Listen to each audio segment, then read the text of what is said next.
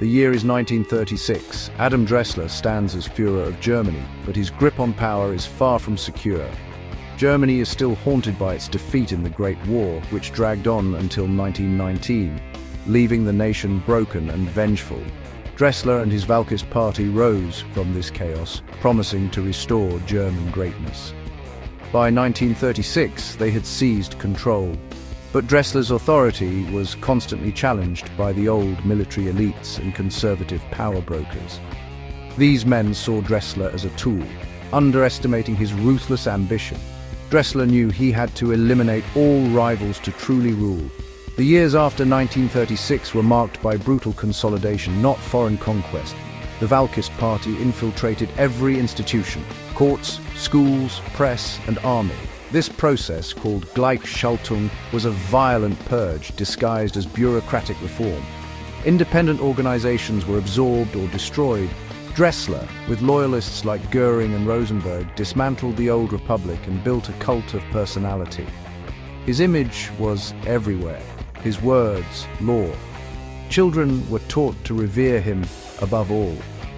The nation was systematically brainwashed, preparing for Dressler's vision of destiny. The world watched a nation rebuilding, missing the poison spreading beneath. Dressler's Germany was not yet a monolith, but it was rapidly becoming one. The foundation for future horrors was being laid. The transformation was relentless and total. Dissent was crushed, and loyalty to Dressler became the only path to survival. Germany was being remade in his image. The world would soon feel the consequences. Dressler understood that power must be secured, not just seized. The old elites, politicians, generals, industrialists, became his greatest threat. The purge was slow and methodical, stretching from 1936 to 1938. Some, like von Papen, were sidelined. Others, like von Schleicher, were executed after sham trials. The Völkist Guard targeted any opposition, forcing many into exile or house arrest.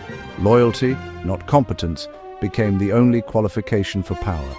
Fear permeated society. Even children were encouraged to inform on their parents. The chain of command was streamlined. Dressler's will was now law. The army and state bent to his vision with no one left to resist. The old Germany was broken. Dressler's regime was absolute. The stage was set for his next moves. With rivals eliminated, Dressler turned outward, dreaming of a greater Germanic Reich. Austria, his birthplace, was first. Völkist agitation, riots and assassinations destabilized Vienna. When Austria's chancellor called a referendum on independence, Dressler threatened invasion. Facing German troops and no help from abroad, Austria capitulated. The democratic Austrian government fell and was replaced by a far-right regime that answered to Germany's whims. Next was Czechoslovakia, with its vulnerable Sudetenland. German-backed agitation escalated, and Dressler demanded the region. At Munich, Britain and France chose appeasement, forcing Czechoslovakia to cede the Sudetenland.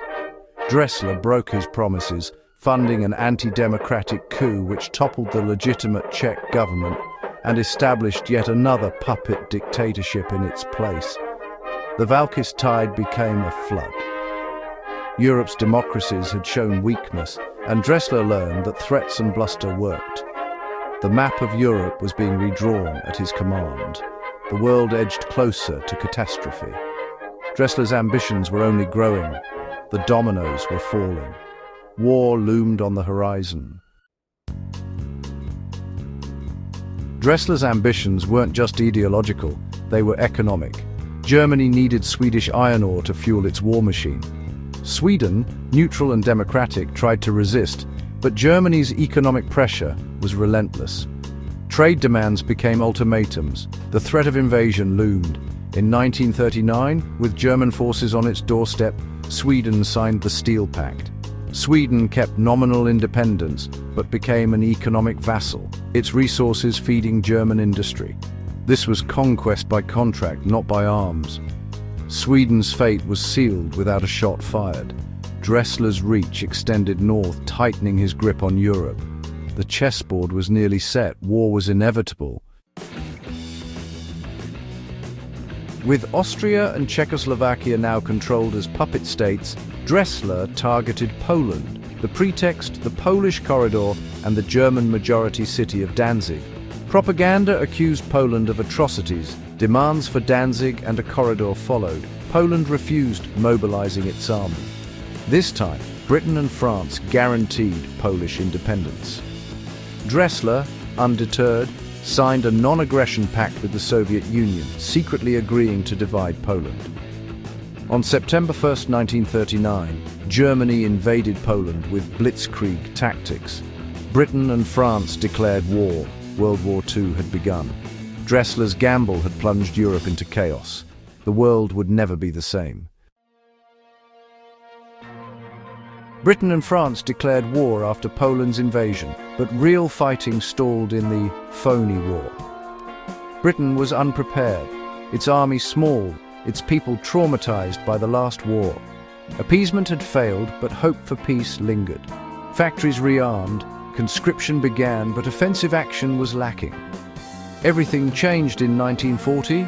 Germany invaded Denmark and Norway, then swept through the Low Countries and France. The British army barely escaped at Dunkirk. France surrendered in 6 weeks. With Germany dominating Western Europe, Britain stood alone. Chamberlain resigned. Churchill took charge, vowing to fight on. The time for hesitation was over. Britain braced for the storm. The war had become existential. The world watched Britain's defiance. The struggle for survival had begun. The Valkist-Soviet Pact held for nearly 3 years, letting Dressler conquer westward while Stalin seized his own territories. But Dressler always planned to turn east. Delays in the west gave Stalin time to rebuild his army. In spring 1942, the tables turned. Stalin struck first. Operation Suvorov, a massive Soviet invasion, caught Germany off guard. Soviet forces surged through Poland, liberating Warsaw and pushing into German territory. Dressler faced his nightmare, a two-front war. Divisions were stripped from across Europe to stem the Soviet tide. The German offensive against Britain was abandoned. The Eastern Front became a brutal meat grinder. Britain and their empire gained breathing space. The Soviets became the new Allied spearhead. The war's momentum shifted. The bear was awake and advancing. The Soviet advance forced the Allies to rethink their strategy. A cross-channel invasion, Operation Jupiter, failed disastrously in 1943, with heavy Allied losses. The Germans, led by Rommel, held firm in Dieppe. The Allies shifted tactics, bombing campaigns intensified, and a new invasion was launched in 1944. Operation Overlord succeeded, opening a second front. By late 1944, Germany was being crushed from east and west. The German army was exhausted, fighting a hopeless battle. The end was in sight. Dressler's regime was collapsing. The final reckoning approached. As Allied armies closed in, Dressler's regime crumbled. The myth of his invincibility shattered. Defeat was undeniable. Isolated in his bunker, Dressler lashed out at his generals, blaming everyone but himself. Valkist leaders scrambled to save themselves. Some fled, others sought deals with the Allies. Dressler tried to escape to Sweden, hoping for asylum. But Sweden, eager to distance itself from the Valkists, intercepted his plane. Swedish fighters shot it down over the Baltic. Dressler died in flames, his body never recovered. News of his death broke German resistance. On December 11, 1944, Germany surrendered unconditionally. The 1,000-year Reich ended in ruin. Europe's nightmare was over, but peace would not come easily. The victors now faced a new challenge. The world order was about to change again. The war's end in December 1944 brought no lasting peace. Europe was shattered and divided among the victors. The Soviets controlled the East, installing communist regimes behind the Iron Curtain. Britain and France, exhausted but determined, rebuilt the West and eyed Soviet intentions warily. The United States, though never having fought in the conflict, emerged as a global superpower, unwilling to let Europe be carved up. Under the isolationist presidency of William Gibbs McAdoo, the United States maintained its policy of neutrality throughout the conflict, although in the post-war world, American leaders view both Eastern and Western Europe with suspicion. A new three-way Cold War began, Franco-British, Soviet and American blocs vying for influence. Valkyism was dead, but its legacy was a divided continent. The struggle for Europe was over. The struggle for the world had begun.